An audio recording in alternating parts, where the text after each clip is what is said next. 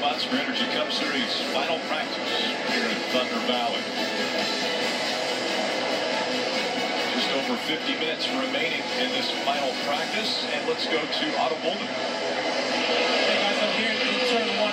I can tell you this morning in practice, I watched Martin Truex spend a lot of time right over here where this Bass Pro Shops insignia is. I know we've talked a lot about the compound being a central theme during this race this weekend. What do you think that he could have been trying to gain from spending that much time over there, literally kicking the asphalt and seeing what it gave back to him? Yeah, he's just looking. He's trying to fill that traction compound. He's trying to see how much they put down, if it's rubber built up on the racetrack. He's just looking at that racetrack, trying to understand everything he can about it. And this is a learning process. This is the third race that's been used here. Yes. And we've used it a few other racetracks, but it's still in its infancy. And the teams, the drivers, the racetracks, everybody's still trying to truly understand and know the most they can about this. So just going out there and actually touching it, looking at it, helps you learn as this process happens. So you mentioned the rubber buildup. Well, one thing about these concrete tracks is we in the notes, it would be like, man, the car would get loose or it would chatter, like you're going over speed bumps.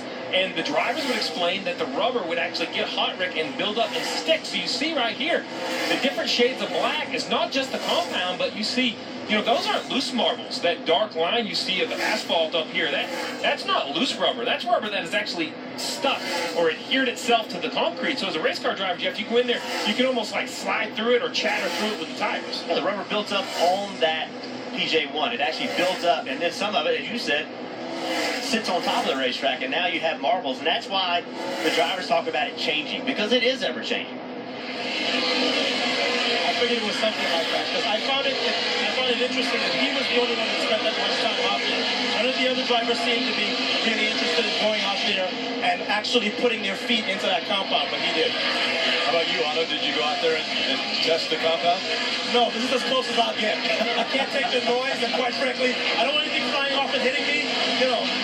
It's a pretty cool sense of speed right there by the wall, so we're glad that you're able to experience it. But yeah, don't get too close. So now with the rain coming, this is the first car that we're seeing making the Q run. The 21 of Blaney, and I believe the 17 behind him, also a Stenhouse Jr., they're both coming to get the green flag on what will be a mock Q run. So we'll get ready to find out what line they're going to run and how fast they can run a Q trail. And you think 2 laps, second lap probably be the best? Or you think I think you can run 3 or 4. Okay. I think that with this material, I think potentially you could get third lap would be the fastest. So Ryan Blaney, Right straight to the top of the board at a 15-14 on his first lap. It's not surprising, as you mentioned, you know, qualifying trips should be a little faster. Just the air pressure alone in the tires, Rick, being pumped up, the tires have grip right away.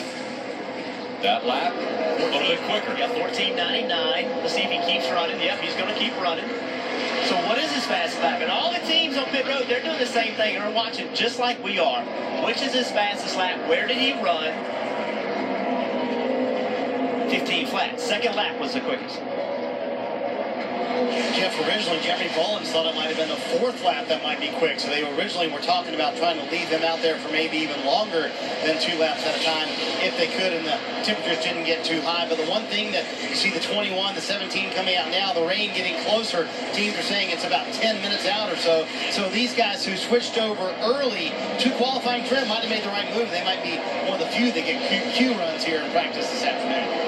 Yeah, Marty, and I mentioned the 17 car Stenhouse Jr. rolling out behind the 21 of Blaney. If he was on a Q run, it was not a successful one. They only ran 1 lap. It was slow.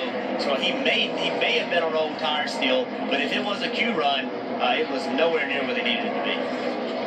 Qualifying so important, and we only have to flash back 1 year to know exactly why it's so important. Something happens up front. Jeff, as you mentioned earlier, things happen so fast at this racetrack. There was nowhere to go.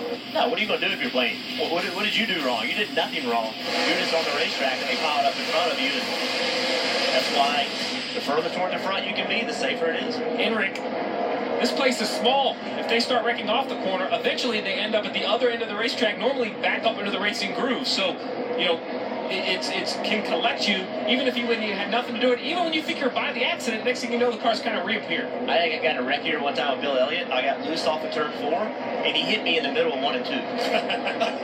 So, I mean, the wreck took almost a half a lap to end up finally happening. Vern, you always have the great wreck stories. Does not want to be a part of any accident. We look at the fastest times again. About 45 minutes to go in final practice.